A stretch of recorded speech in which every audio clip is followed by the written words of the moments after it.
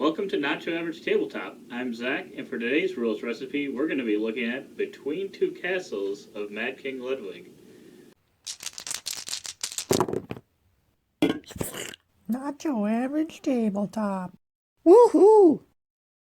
The ingredients that make up Between Two Castles of Mad King Ludwig are some player aids, a score sheet, many different room tiles and castle tiles, some other bonus tiles and scoring cards as well, along with different wooden castles and some great game trays.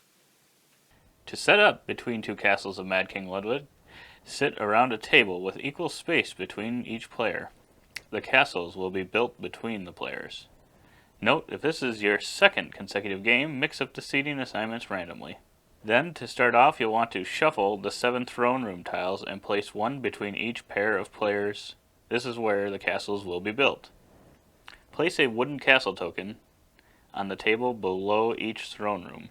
Remaining throne room tiles and castle tokens can be put away. Give one player aid to each player. Remaining player aids can be put away as well. Set the small tray containing the double-sided specialty rooms, the fountains, towers, and grand foyers, and the royal attendants in the middle of the table. Important, you do not want to mix these tiles in with the rest of the regular room tiles. Then you'll want to place the large tray in the middle of the table with all the regular room tiles face down. The tray is designed for each compartment to hold exactly 9 tiles. If you didn't shuffle the tiles at the end of your previous game, you'll need to shuffle them on the table before placing them in the tray. Then you'll need to shuffle the bonus cards and place them in the tray as well. Once the game is set up, the gameplay will be played in 2 rounds. At the start of each round, each person is given a hand of 9 tiles, and on each of your turns, you will secretly choose 2 tiles to place face down in front of you and pass the rest of your hand to the next player. To finish your turn, you'll flip the 2 tiles face up, and after discussion with your partner, place one of them in each of your 2 castles. The tiles you select and their positioning in the castle determine how many points you'll score at the end of the game. When building your castles, each castle is a side view. Your throne room is at the ground level. From your throne room, your castle can be expanded up and out in all directions. Placing a tile above your throne room starts another floor of the castle and makes the castle taller.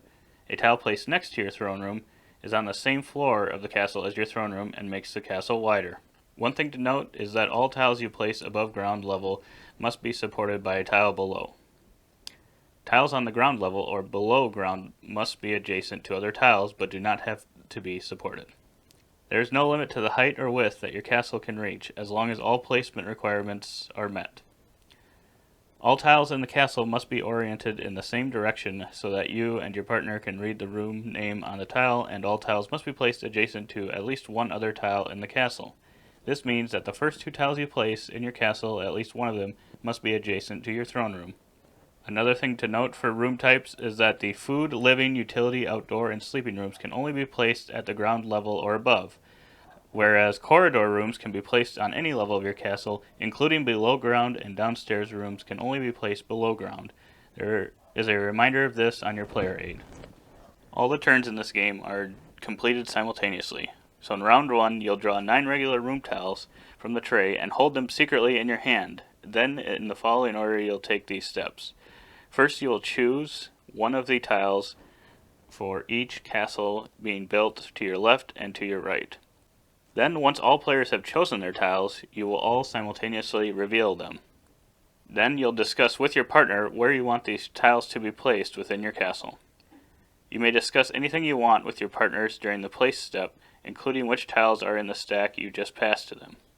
During each turn, 2 tiles will be placed into each castle, one from you and one from your partner. You and your partner can choose the order in which the 2 tiles are placed into the castle. After ending that place step, tiles in the castle are set in place and cannot be moved. If there is more than 1 tile under the castle token to your right, take those tiles and choose, reveal, and place once again. When there is only 1 tile remaining under the castle, discard it face down and out of the game, and begin round 2. Round 2 will follow the same type of steps as round 1, except that you put your remaining tiles face down under the castle token to your right, and you pick up your tiles from your left. One thing to note as you're placing rooms is there are some room bonuses and scoring. Whenever you place your third tile of the same regular room type anywhere in your castle, the castle immediately receives a specific bonus for that tile type. You and your partner for that castle should discuss and place the bonus together. There is also a bonus when you place your fifth tile of the same regular room type. When you do, immediately choose any one specialty room tile and place it in your castle. There is no bonus for 6 or more of the regular room type, nor is there a bonus for having 3 or 5 specialty rooms in your castle.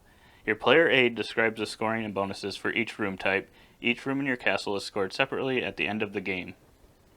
There are 7 different types of regular rooms, one of which is the food room. Each food room has one type of room that it wants to be either directly above or below it, or directly to the left or right of it. The food room receives 2 points for each room it wants that is in the correct position. For instance, the wine room will score 2 points for a sleeping room directly above it, and 2 points for a sleeping room directly below it.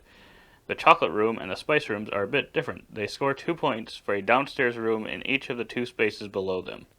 A food room can be scored to a maximum of 4 points. The second regular room type is living rooms. Each living room has a particular type of room that it wants to be surrounded by, and it scores 1 or 2 points for each of that room type that surrounds it. For instance, the map room scores 1 point for each sleeping room surrounding it.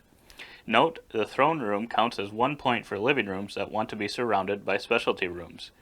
Most living rooms can score a maximum of 8 points. Those that want to be surrounded by outdoor or downstairs rooms can only score a maximum of 6. The third type of room is utility rooms. Each utility room shows one room type that it wants to be connected to. The utility room scores 1 point for each room of that type that it is connected to. A room is considered connected if you can trace a path back to the utility room using only that room type. For instance, the game storage will score 1 point for each connected living room. In this example, the game storage will score 5 points because there are 5 connected living rooms. Note that the taxidermy showroom to the left of the throne room is not connected to the game storage because you could not trace a line from the taxidermy showroom to the game room using only living rooms. There is no maximum to the number of points a utility room can score. The next type of regular room is outdoor rooms. Each outdoor room has a particular type of room that it wants in the castle. It scores 1 point for each room of that type present anywhere in the castle. They do not have to be adjacent to the outdoor room. For instance, the grand balcony scores 1 point for every sleeping room in the castle. There is no maximum to the number of points an outdoor room can score. However, an important thing to note with outdoor rooms is that they have blue borders, meaning they are open to the sky. No room tile may be placed above a blue bordered room. The outdoor room itself may be placed above rooms with other borders, and you may always place other rooms to the right or left of a blue bordered room.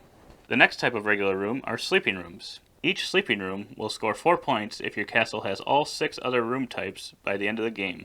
It does not matter where in the castle the other room types are placed. Each sleeping room scores 1 point if your castle does not have all 6 regular room types by the end of the game. A sleeping room can score a maximum of 4 points. The next regular room type are corridor rooms. The scoring for these is that each corridor room has a particular wall hanging that it wants to be surrounded by, and it will score 1 point for each wall hanging of that type surrounding it. For instance, the echo chamber would score 1 point for each torch surrounding it. The wall hanging in the room counts as 1 point for corridor rooms that want to be surrounded by that type of wall hanging. A corridor room can score a maximum of 8 points. One important thing to note with corridor rooms is that they may be placed anywhere in the castle, including below the throne room level. Along with downstairs rooms, they are the only regular room type that can be placed below the throne room level. The last type of regular room are downstairs rooms. Each downstairs room wants a particular room type above it, and it scores 1 or 2 points for each of that room type anywhere in the same vertical column of that castle. In this example, the laboratory will score 2 points. There is no maximum to the number of points a downstairs room can score. One important thing to note with downstairs rooms is they must be placed below the throne room level. You may have more than one level of downstairs and or corridor rooms below your throne room level. You may place a downstairs room that, at the moment you place it, does not have any tiles above it as long as it shares an edge with at least one other tile already in the castle. Outside of this, we have some specialty rooms, one of which is the throne room, and each throne room has 2 particular room types that it wants to be adjacent to and 2 specific adjacent spots where it wants those room types to be. The throne room scores 2 points for each of the 2 spots that has either of the room types it wants. The maximum amount of points that the throne room can score is 4. The other type of specialty rooms, the fountain, tower, and grand foyer, can only be obtained through the tile bonuses. The bonuses you obtain for getting 3 of the same room types are as follows. For food rooms, when you place your third food room, you will immediately draw 5 tiles from the supply of face-down regular room tiles and choose one of those tiles to place into your castle, and then discard the other 4 out of the game. For living rooms, when you place your third, you will immediately choose to place a royal attendant into one of the 2 spots for it in your throne room. At the end of the game, you will score 1 point for every room in your castle with the wall hanging shown for that royal attendant. For utility rooms, once you place your third, you will immediately draw 3 bonus cards and choose one of them to keep and set it face up beside your castle. Once you've placed your third outdoor room, you will immediately place a fountain. Fountains are a specialty room type and can be placed at the throne room level or above, and they always score 5 points. The thing to note, though, is that fountains have the same limitation as outdoor rooms. Room tiles cannot be placed above them. Once you have your third sleeping room, you will immediately place a tower. Towers are also a specialty room type that can be placed at the throne room level or above. They are worth 1 point for each room below them, including rooms beneath the throne room level. For instance, the tower in this example will score 4 points. There is no limit to the number of points a tower can score. And much like the fountain, towers have the same limitation as outdoor rooms. Room tiles cannot be placed above them. Once you place your third corridor room, you will immediately place a grand foyer.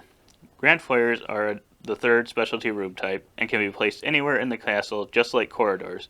A grand foyer scores 1 point for each surrounding room. A grand foyer can score a maximum of up to 8 points, and the grand foyer in this example scores 5 points.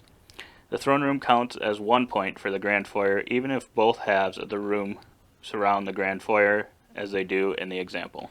Lastly, when you place your third downstairs room, you'll immediately choose any other room type bonus. You may choose a bonus that you already obtained earlier, or a bonus you have not yet obtained.